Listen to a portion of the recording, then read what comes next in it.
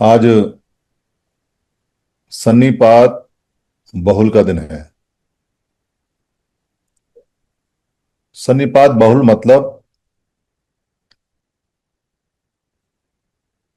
समन लोगों के इकट्ठे होने का दिन। समन लोग कौन है? समन लोग क्या है? इसको बहुत बार हम बता चुके हैं, बहुत बार इसको बता रहे हैं, समझा भी रहे हैं, समझ भी रहे हैं, और जो समझ रहे हैं वो आगे समझा भी रहे हैं। कोई सवाल आता है तो उसको हल भी करते हैं। किसी को समझाना हो तो चलते चलते भागते भागते एक लाइन में समझा देते हैं। जो वमन नहीं है वो समण है। तो वमन शब्द का इस्तेमाल करते हैं। वमन मतलब संस्कारित भाषा में जिनको ब्राह्मण कहते हैं, यानी जो ब्राह्मण नहीं है वो श्रमण है या समण है, ऐसा बताते हैं। अगर हम 2 मिनट ध्यान से सोचें और मनन करें और चिंतन करें कि अगर ब्राह्मणों के हमारी तरह बहुत सारे पहचान, बहुत सारे नाम, बहुत सारे उनकी जो आइडेंटिटीज होती हैं, रिकॉग्निशन होती है, वो होती, तो क्या होता? कोई ब्राह्मण जूते का काम कर रहा होता तो उसको हम चमार बोलते। कोई ब्राह्मण खेती का काम कर रहा होता तो उसको हम किसान बोलते। कोई ब्राह्मण मिट्टी के बर्तन बना रहा होता तो उसको हम कुम्हार बोलते। कोई ब्राह्मण दुकान पे बैठा होता तो उसको हम लाला बोलते, व्यापारी बोलते, वाणिज्य को बोलते।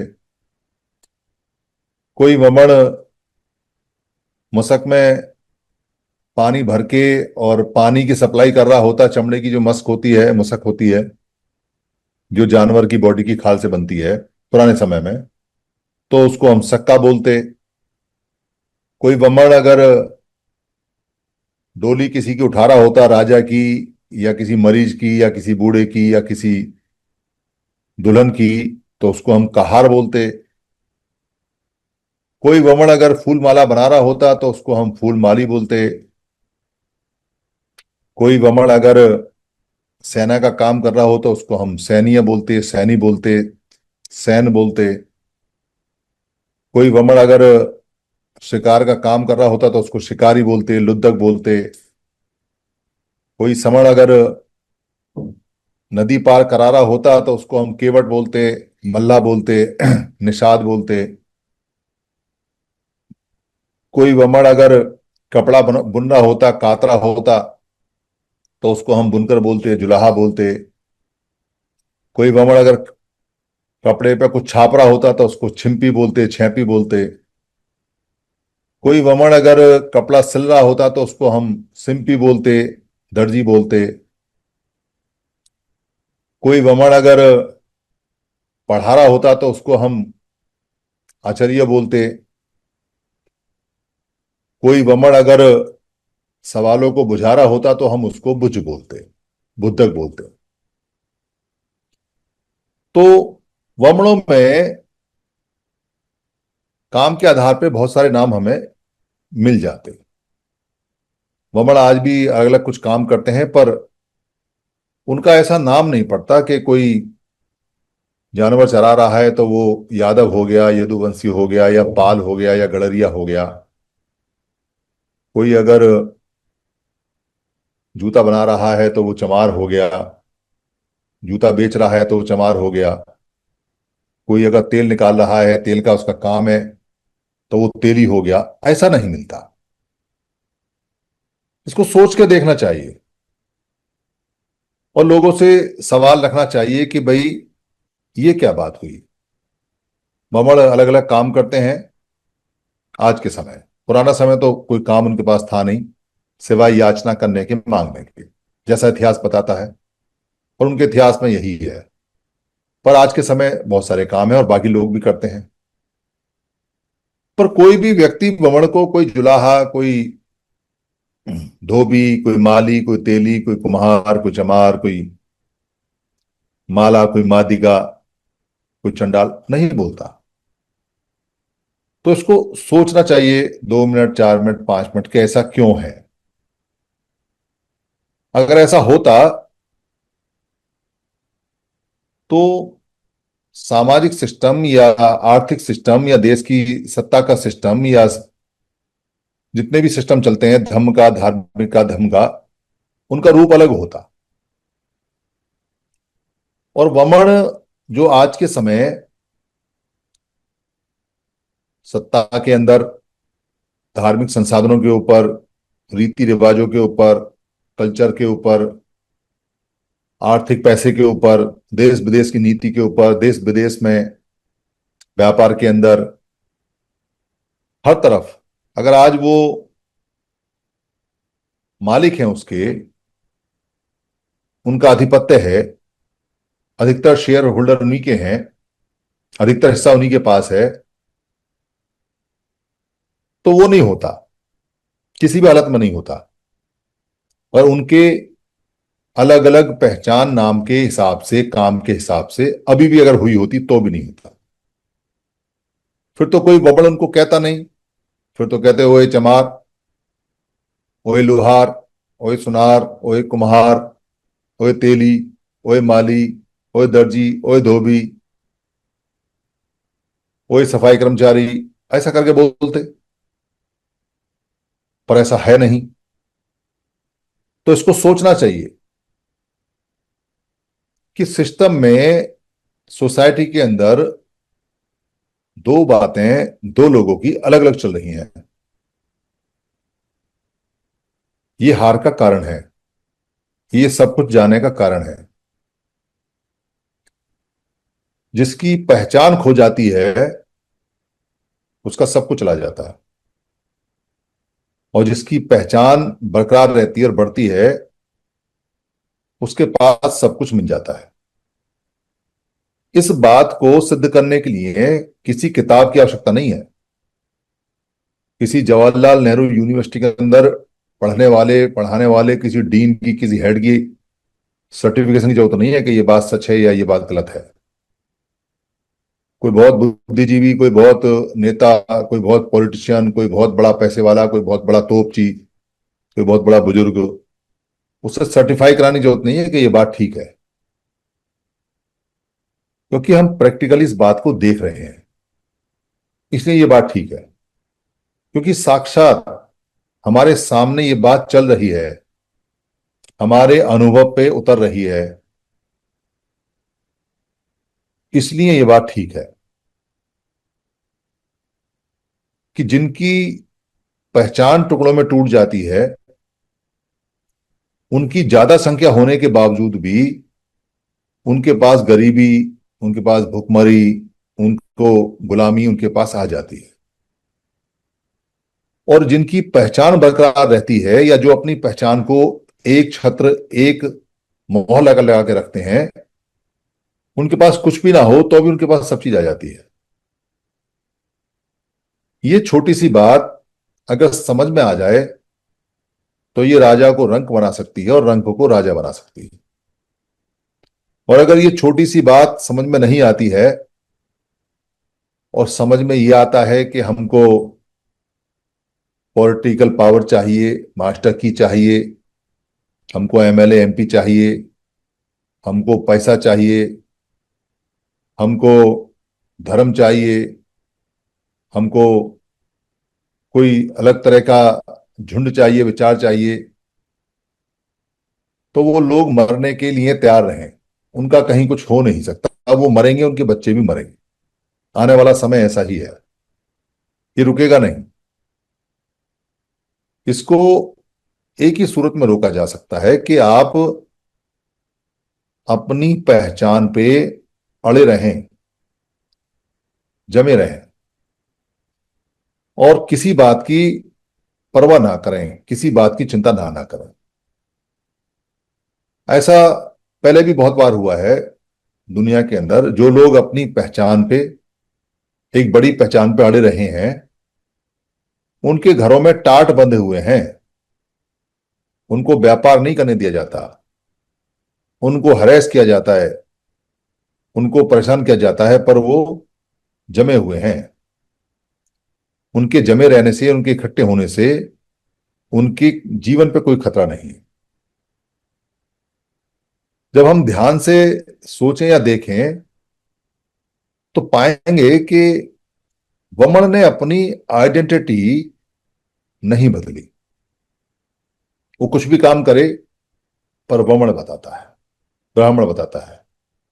वो चाहे गरीब है, चाहे अमीर है, चाहे भूमिहार है, चाहे भूमिहीन है, चाहे मंगता है, चाहे भिखारी है, पर उसने ये पहचान बदली नहीं। वो कुछ भी काम करे, कुछ भी बदले, चाहे वो चोर है, चाहे वो डाकू है, चाहे लुटेरा है, चाहे बलात्कारी है, चाहे वो राजा है, चाहे वो रंक है, चाहे फकीर है, चाहे व्यापारी है, चाहे वो किसान है या कुछ भी है, पर उसने वमन होने की पहचान ही बताई सबको। और कोई पहचान उसने स्वीकार ही नहीं की। और ये वो पहचान है जो हमने दी है वमन को। ये नाम वो है जो हमने दिया है। ये जो वमन की आइडेंटिटी है, ब्राह्मण की आइडेंटिटी है, ये हमने दी है। हमने ये पहचान उसको दी, पर उसने इसी पहचान को संभाल के रखा और इसी पे खेला और इसी को मेंटेन करके रखा, इसी को उसने बढ़ाया। कोई फटा टूटा विद्वान जो कोई किताब विताब पढ़ता हो और किताब विताब पढ़ के अपने दिमाग में गोबर भर रहा हो, वो कहेगा जी कि ये, खासतौर से वो जो ज्यादा किताब विताब पढ़ के पीएचडी वीएचडी कर लेते हैं, डॉक्टर वॉक्टर बन जाते हैं, यूनिवर्सिटी में पढ़ाते हैं, उनके दिमाग ज्यादा खराब है।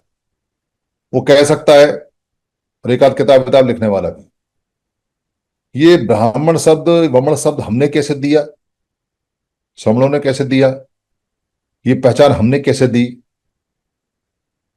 ये तो बाहर से आए हुए लोग हैं,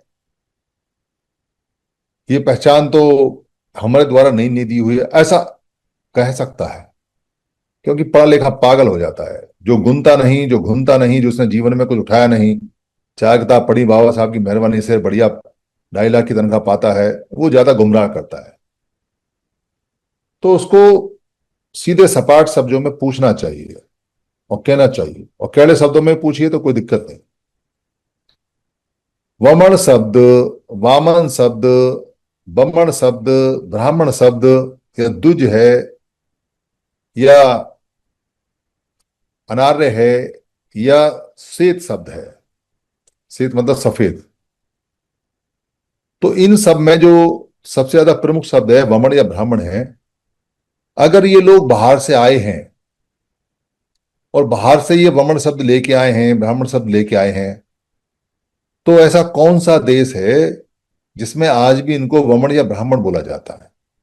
हम दिखा दो एक भी देश, दुनिया में एक भी देश हमें दिखा दो जहां जहां से भी ये लोग आए हैं, उस देश में उस देशवासियों को, लोगों को वमन या ब्राह्मण कहा जाता हो। चौपट हो जाएगा, ज्ञानी जो भी होगा धरा का धरा रह जाएगा। एक भी दुनिया में ऐसा देश नहीं है जहां ब्राह्मण शब्द या वमन शब्द या बमन शब्द या ब्रह्मण शब्द इस्तेमाल होता हो। एक नहीं है, एक भी नहीं है, ढूंढे से भी नहीं मिलता। मैंने तो 3 दिन से नेट छाना है पूरा, कहीं गलती, क्योंकि स्टेटमेंट दे रहा हूं तो ऐसा ना हो कोई ले आए निकाल के, क्योंकि ये पहचान हमने दी है। और दुनिया के किसी भी कोने से लोग भारत में आए, चाहे वो हिंद महासागर से आए, चाहे वो बंगाल की खाड़ी से आए, चाहे वो मध्य एशिया से आए, चाहे वो पश्चिमी एशिया से आए, चाहे वो पूर्वी एशिया से आए, चाहे वो यूरोप से आए, कहीं से भी आए, उन सारे लोगों को बमण और ब्राह्मण ही कहा जाता है हमारे देश में। तो ऐसा तो हो नहीं सकता कि अलग अलग देशों से आए हो और उन सब में इनको बमण या ब्राह्मण बोला जा सकता है। ये ज्ञानी से पूछना चाहिए। ये ज्ञान बघाड़ते हैं ना, जिन्होंने बेड़ा गर्क कर रखा है हमारा, उनको सीधे सीधे पूछना चाहिए। तो सारे देशों से आए हैं, तो किसी एक देश में तो बोलते, पर सारे सारे देशों में इनको ब्राह्मण या ब्राह्मण पहचान होनी चाहिए थी, पर नहीं है। क्योंकि ये पहचान हमने दी है। हमारे देश में जब आदमी आता है तो हम उसको बहीमन वाला, बाहिरमन वाला, बहिर, और द्विज का मतलब होता है पक्षी। जो पक्षी आते हैं, प्रवासी पक्षी होते हैं, उनको द्विज बोलते हैं, द्विज वाला। या सफेद रंग वाला, सफेद को श्वेत बोलते हैं, श्वेत रंग वाला। हम अश्वेत हैं, श्वेत रंग वाला। या बिना रंग वाला, अवर्ण वाला। या अनरियो, मतलब जो अनार्य है, जो अच्छा नहीं है, जो नोबल नहीं है, अनार्य है। तो ये सारे नाम हमने दिए। हम तब सम कहलाए। समान, सम का मतलब होता है समान, बराबर, इक्वल। तो जो सारे लोग हम एक जैसे थे, काले सांवले, एक ही भाषा बोलने वाले, तो हम समान हो गए। और जो दो गाय सामने, उनको वैसे तो असम बोलना चाहिए, पर यहां असम नहीं बोला हमने, क्योंकि असम का मतलब होता है गैर बराबर, ऊबड़ खाबड़। जैसे असम प्रदेश है, अच्छा, ऊबड़ ऊबड़ खाबड़। हमने उनको असम की जगह वम बोला। वम माने हमारे विपरीत, विपरीत। यानी हम बराबर के लोग, एक से लोग, एक समान लोग। सम के दो अर्थ होते हैं। सम का मतलब समान है, और सम का मतलब बराबर है। और वम का मतलब है विपरीत, हमारे बिल्कुल विपरीत। तो वम बोला। तो वम से, विश्लेषण से वमन हो गया, संज्ञा बन गया। सम से समण बन गया। तो हमने नाम दिया। हमारा दिया हुआ नाम उनके लिए वरदान सिद्ध हो गया। वरदान। ये वरदान जो हमने दिया, उन्होंने इसको बढ़ाया। ये जो पहचान हमने दी उनको, वमन, उन्होंने उसको संभाल के रखा। और उन्होंने उसको इतना बढ़ाया कि हर व्यक्ति को, जो भी बाहर से आया, उसको वमन कह के इकट्ठे होते चले गए। और आज तक भी उन्होंने अपने टुकड़े नहीं किए। वो चमड़े काम करें तो वो चमार नहीं कहलाते। वो कुम्हार का काम, पोल्ट्री का काम करें, पोल्ट्री फैक्ट्री लगाएं, पोल्ट्री बेचें, बर्तन बेचें, तो अपने आप को कुम्हार नहीं कहते। वो कपड़े सिलें, कपड़े की फैक्ट्री लगाएं, कपड़ा बेचें, वो अपने आप को दर्जी नहीं कहते। वो किसान का काम करें, फार्मिंग का काम करें, अपने आप को कस्सक नहीं कहते। वो सफाई का काम करें, सफाई की टॉयलेट बनाएं। एक ब्राह्मण है, मैं जानता हूं, जो ये सुलभ इंटरनेशनल है, वो सबसे ज्यादा वो ब्राह्मण है, पर वो अपने आप को वाल्मीकि नहीं कहता, सफाई कर्मी नहीं कहता। ये जो जानवर पालने का काम है, जो मीट बेच रहे हैं, वो अपने आप को गडरिया नहीं बोलते, पाल नहीं बोलते। वो सिर्फ वमन बोलते हैं, ब्राह्मण बोलते हैं। समझदार लोग थे, समझदार लोग हैं, कि पहचान अगर बिखर गई तो सब चला जाएगा। फिर तो जो सीरिया वाला ब्राह्मण है, वो सीरियन ब्राह्मण हो जाएगा, अलग उनका गुट बनेगा। यमन वाला यमन हो जाएगा, मंगोल वाला अलग हो जाएगा, जो यूरेशिया से आया वो अलग हो जाएगा। तो मात खा जाएंगे, तो टुकड़ों में टूट जाएंगे। तो जिंदगी भर गुलामी करनी पड़ेगी, जिंदगी भर याचना ही करनी पड़ेगी। याचक बन के आए थे, याचक थे तो याचक ही रहेंगे, शासक नहीं बन सकते। इसलिए पहचान नहीं, उन्होंने कब, देखो कितना पुरानी बात है कि उन्होंने अपनी पहचान के टुकड़े नहीं होने दिए। और हमारे महापुरुष ने कितना समझाया कि एक रहो, एक साथ रहो, एक जगह रहो, इकट्ठे रहो, संग में रहो। पर महापुरुषों को भी गोली दे दी हमारे लोगों ने। फोटो बहुत बड़ा बड़ा लगाते हैं बाबा साहब अम्बेडकर का, ऑर्गेनाइज, एजिटेट, और क्या है वो, एजुकेट। तो ना एजुकेट समझ में आता है, ना एजुकेट समझ में आता है, ना ऑर्गेनाइज समझ में आता है। बस फोटो लिखते हैं खूब, हम अम्बेडकरवादी हैं, हम अम्बेडकरवादी हैं, खूब लगाते हैं हम बुद्धवादी हैं, पर संघं शरणं गच्छामि समझ में नहीं आता। मूर्खों की तरह काम करते हैं, टुकड़ों में टूटे पड़े हैं। 29 लाख संगठन बना के संगठन संगठन खेल रहे हैं। धर्म के भी टुकड़े कर दिए। अभी वो बौद्ध गया छुड़ाने गए थे, सारे के सारे सब चंदा इकट्ठा कर रहे हैं, सब अलग अलग मीटिंग लगा रहे हैं। अभी वो कोई लड़का था, हमने बताया था कि लड़का नहीं, फ्रॉड है वो, उसको पुलिस में पकड़वा दिया, और उसके नाम से चंदा बंदा इकट्ठा करने का काम कर रहे हैं। मतलब अकल ही नहीं है, क्या करना चाहिए और क्या नहीं करना चाहिए, वही क्रांति लगती है। तो बड़ी परेशानी सी होती है कि इनको गधों को अकल कौन देगा, कौन समझाएगा इनको कि बाबा साहब ने जो ऑर्गेनाइज कहा है उसका मतलब इकट्ठे होना है, एक आइडेंटिटी में आना है। जो बुद्ध ने कहा है संगम शरणं गच्छामि, तो एक पहचान में आना है, एक आइडेंटिटी में। जब तुम्हारी पहचान और जब तुम्हारा आइडेंटिटी एक नहीं होगी, कैसे जीतोगे, कैसे कोई चीज मिलेगी। अरे खुद से नहीं सीख सकते हो तो जिनको गाली बकते हो पूरे दिन, जिनको कहते रहते हो कि वमन दुश्मन वमन, तो उनसे सीख लो। उनकी अलग अलग पहचान थी, सबकी अलग अलग, और हमने उनको एक पहचान दी और वो उसी से अपना काम सिद्ध कर गए। और हमारे महापुरुषों ने हमने जो पहचान लेके आए, जो समण की पहचान थी कि हम समण हैं, हम समण हैं, हम पैदाइशी समण हैं, हम जन्मजात समण हैं, हम गर्व से कहें कि हम समण हैं। हमारे महापुरुषों को समण कहा जाता था, महाश्रमण कहा जाता था, वो पहचान खत्म कर दी। चमा, चूड़ा, तेली, तमोली, पता नहीं क्या क्या नाम रख के बैठ गए, और जो शानदार पहचान थी उसको बेच खाए।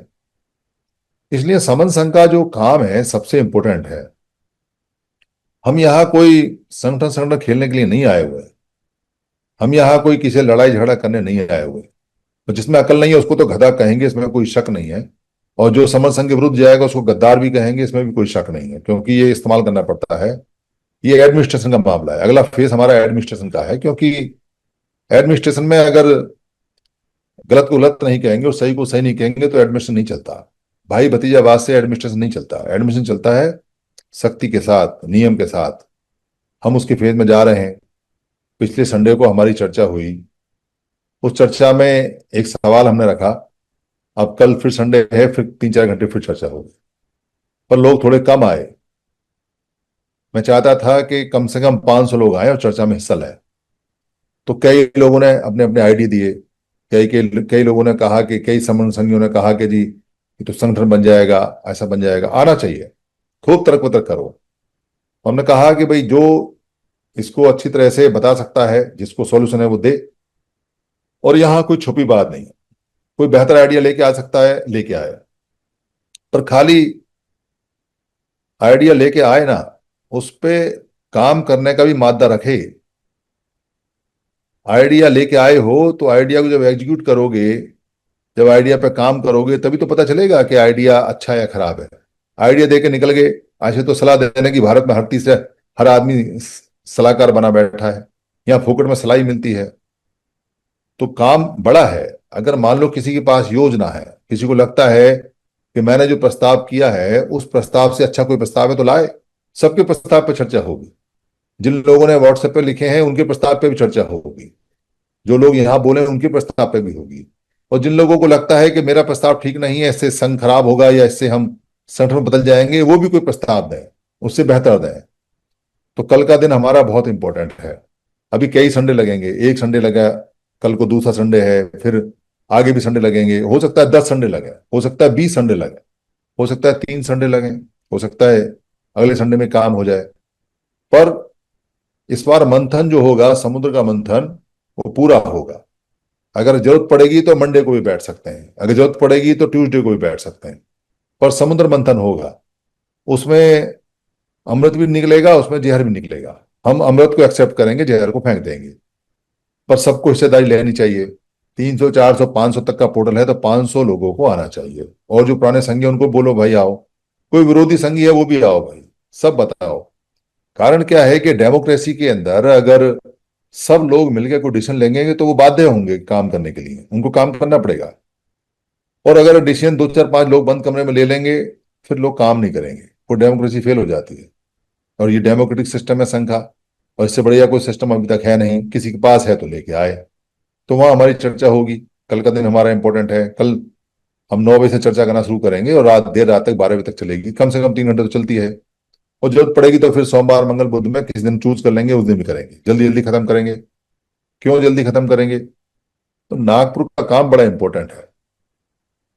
नागपुर में सारे संघियों को जाना है, ये कंपलसरी है। कोई किसी का घर में कोई डेथ हो गई, कोई बहुत ज्यादा बीमार हो गया, किसी को लगता है कि भाई मैं नहीं जा पाऊंगा, तबीयत खराब है, या कोई ऐसा कोई पुलिस पुलिस केस हो गया, कोई ऐसा ऐसा हो गया, तो ना जाए। पर बाकी सबका जाना कंपलसरी है। कम से कम 1,000 फैमिली का टारगेट है। वैसे वहां आदमी बहुत इकट्ठा होगा, उसका रीजन मैं बता देता हूं, क्योंकि जैसे जैसे टाइम पास आता जाएगा वैसे वैसे जोश बढ़ेगा। लोग अपनी गाड़ियां भी लेके जाएंगे, लोग ट्रेन से भी जाएंगे। पर हम इसलिए जल्दी मचा रहे हैं क्योंकि 2 अक्टूबर का दशहरा है। तो क्या होता है कि दशहरे पे लोग अपने बच्चों को घुमाने के लिए लेके जाते हैं। छुट्टियां पड़ती हैं दशहरे की 5-6 दिन की, तो ट्रेनें बुक हो जाती हैं, क्योंकि लोगों को ट्रेन से दूर दूर आना जाना होता है। तो नागपुर जाने वाले जितने हमारे संगी हैं, अगर उन्होंने रिजर्वेशन खुलते ही अपनी टिकट बुक नहीं कराई तो टिकट नहीं मिलेगी, क्योंकि दशहरा पड़ रहा है। तो इधर से जाने की जो टिकट है वो 28 की रात को करा लें, या 29 की रात तक करा लें, क्योंकि 30 को वहां पहुंचना है। 1 तारीख को हम वहां बैठेंगे, 1 तारीख को पूरा हाउस वहां बैठेगा, जितने भी लोग होंगे, 1000, 1200, 1500, 2000, 3000, जितने भी बैठेंगे। और वहां हम अपना कार्यपालक अगर हमारा पास हो जाता है, वैसे तो उम्मीद है, अभी बहस होगी कि कुछ ना कुछ तो निकलेगा, अगर किसी को कार्यपालक से अच्छा किसी के पास योजना हो तो वो लेके आए, पर हम एडमिनिस्ट्रेटिव सिस्टम बनाएंगे, वो हमारा बनेगा, हमारा नेक्स्ट फेज है। काम चलाने के लिए हमें एडमिनिस्ट्रेशन चाहिए, क्योंकि काम हमारा बढ़ रहा है। तो जो भी सिस्टम बने, जो भी हाउस पास करे, पर उसका हम सिलेक्शन वहीं करेंगे या इलेक्शन करेंगे, जैसी भी सूरत बने। सिलेक्शन या इलेक्शन मतलब चुनाव होगा, और या फिर उसको चयनित करेंगे, दोनों में से एक काम हो, जैसा भी तय करे हाउस, वो सब हम बैठेंगे। पर करेंगे नागपुर में। तो इसलिए जिन जिन लोगों को काम ज्यादा करना है, उस प्रक्रिया में हिस्सा लेना है, पहली बात। दूसरी बात, नागपुर जाने के बाद में नागपुर ना जाने वाला पछताएगा। नागपुर जाने वाला तो धन्य हो जाएगा कि भाई मैं आ गया यहाँ, मेरी जो मेरा जीवन है वो धन्य हो गया। और जो नहीं जाएगा वो अफसोस करेगा, क्योंकि सारे तीर्थ एक बार, पर नागपुर की धरती बार बार। इसलिए नहीं कि वहां कोई चमत्कार है, इसलिए नहीं कि वहां पर बाबा साहब ने 1956 में धम्म दीक्षा दी और वहां पे कई लाख लोगों को उन्होंने धम्म का राह दिखाया। हम उस धार्मिक पहलू से नहीं जा रहे वहां, हम इसलिए नहीं जा रहे। जो धम्म के लोग हैं वो तो जाएंगे जाएंगे, इसमें कोई शक नहीं है, जो बाबा साहब वाले वो भी जाएंगे। वहां का जो सबसे बड़ा पहलू है वो ये है कि पूरे देश में समणों का सबसे बड़ा जो जमवाड़ा होता है या जो संघ होता है, एक सुर और एक आवाज में आपको वहां मिलेगा, पूरे सिटी में, पूरे शहर में। वो पूरा सिटी अपना लगता है, वो जो जगह है वहां पर हर हर आदमी, हर बच्चा अपना लगता है। इतनी बड़ी संख्या में इतने सारे हमारे लोग, और वो भी बिना किसी पॉलिटिकल पार्टी के, वो भी बिना किसी के बुलावे से, वो भी बिना किसी मतलब से, सिर्फ इसलिए आते हैं कि हम अपने भाइयों को मिलके, अपनी बहनों से मिलके कुछ ऊर्जा उनके साथ बढ़ाएं और कुछ बढ़ी हुई ऊर्जा वहां से लेके जाए।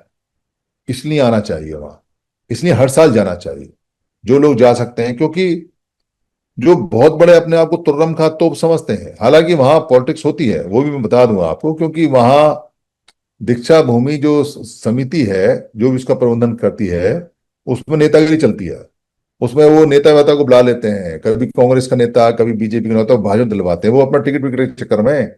2006 में तो जब मैं गया था, तो इतने मंच पे इतने लोग चढ़ गए, तो मुझे ताज्जुब हो रहा था कि मंच टूट ना जाए। मैं ऊपर की मंजिल से चढ़ के फोटो ले रहा था पूरे उसके ना, बहुत लोग थे वहां, क्योंकि 2006 का गोल्डन जुबली था, 50 साल हुए थे, 56 से लेके 2006। तो वहां जो नेतागिरी होती है वो तो होने दो, पर वहां खून बहुत बढ़ता है और सब अपनापन लगता है, जोश बहुत आता है। थकान तो शाम को पता चलती है, जब पूरे दिन भागते दौड़ते हैं तो थकान नहीं होगी, वैसे तो होश नहीं रहता क्योंकि इतने लोग होते हैं। और आपको हर स्टेट का आदमी मिलेगा वहां पे, हर स्टेट का आता है। जो बहुत दूर के स्टेट हैं, जैसे J&K है, उनके लोग कम हो सकते हैं, पंजाब के थोड़े ज्यादा हो सकते हैं, हरियाणा के और ज्यादा होंगे, दिल्ली से बहुत लोग जाते हैं, और मध्य प्रदेश और छत्तीसगढ़ और ये उड़ीसा और उधर कर्नाटक, ये तो लगे हुए स्टेट हैं, तो इनके तो लोग बहुत जाते हैं। और महाराष्ट्र से तो हर जिले से लोग आते हैं, बहुत लोग आते हैं, तमिलनाडु से भी आते हैं, जिनकी भाषा नहीं जानते वो भी आते हैं, विदेशों से भी लोग आते हैं। तो इसलिए अलग से कोई व्यक्ति जाएगा तो हो सकता है होटल मिले या ना ना मिले, पैसा भी ज्यादा लगेगा, कौन साथी मिले नहीं मिले, पर ये मौका अच्छा है, सारे समन संगी साथ होंगे, परिवार के रूप में होंगे, एक दूसरे का सुख सुख दुख देखेंगे। और महाराष्ट्र के लोग वो सब आपका इंतजाम भी कर रहे हैं, कटके सर कई महीने से लगे हुए हैं, उनकी टीम लग रही है, बढ़ रही है, वो दिन रात पागलों की तरह इसमें लग रहे हैं। तो हमें अपनी टिकट बुक करानी चाहिए। लगभग मेरे ख्याल में 400, 450 टिकटों का बात हुई है अभी तक। बात क्या हुई है मतलब, तैयारी हो गई है कि जैसे ही विंडो खुलेगी, ऑनलाइन खुलेगी 28 तारीख को या 29 को, जो भी है, ट्रेन भी चूज कर ली है कि इस ट्रेन से जाना है, इससे आना है। तो बहुत कम पैसा लगता है स्लीपर क्लास में, मुझे नहीं लगता कि 500-600 रुपये से ज्यादा की टिकट होगी। 500-600 जाना, 500-600 का आना, और 700 रुपये पर डे का खर्चा वहां का आ रहा है। 700 रुपये में आपका आना जाना, खाना 3 टाइम का, और वहां रहना, कोई ज्यादा बड़ा पैसा नहीं है। वैसे होटल में भी जाओगे तो 2,000 रुपये तो होटल के कमरे के ले लेगा, तो 700 रुपये में सब कुछ हो रहा है वहां। और हो सकता है उससे भी कुछ पैसा बच जाए। फिर वहां समनगन थे, 1 लाख छपने की तैयारी, आज वहां लोग गए हुए हैं, समन संगी गए हुए हैं, वो अपना मीटिंग कर रहे हैं वहां पे, प्रेस वाला ढूंढ रहे हैं, पोस्टर बैनर बिल्ले वो सब तैयारी कर रहे हैं। तो वो तो तैयारी चली रही है। आप अपनी टिकट की, अगर टिकट आप खुद ना बुक करा सकें, तो यहाँ जितने भी समन संगी हैं, आप ग्रुप में डाल दो या उनसे बात कर लो, या उनको देख लो कि भाई हमारी टिकट भी बुक करा दें, उनको पैसे दे दो आप। और अगर ना भी जाना हो तो भी कोई बात नहीं, पर टिकट बुक करा दो। क्योंकि अगर आपका लास्ट में ना जाने का मन भी बना, वैसे तो बनेगा, उस समय टिकट नहीं होगी, तो टिकट बुक करा दोगे तो उसका फायदा ये रहेगा कि अगर टिकट बुक करा दोगे और आप ना भी जाओगे तो आपकी टिकट बिक जाएगी, कोई ना कोई ले ले लेगा। और अगर ना भी बिकी तो 50-100 रुपए का नुकसान रहेगा। पर अगर आपने टिकट बुक नहीं कराई, फिर आप 500 रुपये भी एक्स्ट्रा दोगे, आपको मिलेगा नहीं, हालांकि आप चले जाओगे फिर भी। क्यों? क्योंकि इतने सारे लोग जाएंगे तो आप जनरल टिकट लेके बैठ जाना, पर बेड नहीं मिलेगा, बिस्तर नहीं मिलेगा, नीचे लेटना पड़ेगा, परेशानी होगी, मन करेगा जाने का। तो परेशानी से बचने के लिए सभी लोग अपनी टिकट को रिजर्व करा लें। आज तारीख हो गई हमारी 19, तो हमारे पास में 9 दिन बचे हुए हैं। तो 9 दिन तक हम इसमें वॉर लेवल पे लगेंगे। और इस पोर्टल पे ठीक 9:30 बजे, 9:30 बजे हम इसकी चर्चा करेंगे कि कितने आदमी हुए कितने नहीं, 9:30 से लेकर 10 बजे तक डेली, जब तक टिकट नहीं बुक होती है। और इसकी पोर्टल की जिम्मेदारी चलाने की यहाँ पर एक एक करके सब लोग लेंगे। एक दिन महाराष्ट्र वाले लेंगे, एक दिन गुजरात वाले लेंगे, एक दिन मध्य प्रदेश वाले लेंगे, एक दिन दिल्ली वाले लेंगे, एक दिन हरियाणा वाले लेंगे, एक दिन पंजाब वाले। वो अपनी अपनी स्थिति बताएंगे, उस दिन एंकरिंग करेंगे कि भाई हमारे इतने हो गए, इतने हो गए, इतने हो गए। हमको 1,000 फैमिलीज का यहाँ से करके जाना है, और बाकी हमें 9,000 फैमिली वहां से मिलेंगी, क्योंकि सब लोग जाते हैं, बहुत जाते हैं, बहुत समर संगी मिलेंगे आपको। पर हमें हजारों का टिकट कम से कम बुक करा के चलना है। तो मेरी किसी बात से अगर किसी को कोई परेशानी हुई हो तो मैं संघ से हाथ जोड़ के माफी मांगता हूँ। संघ मुझे माफ करे, संघ मुझे माफ करे, संघ मुझे माफ करे। संघ नमामि, संघ नमामि, संघ नमामि, संतों को वंदन।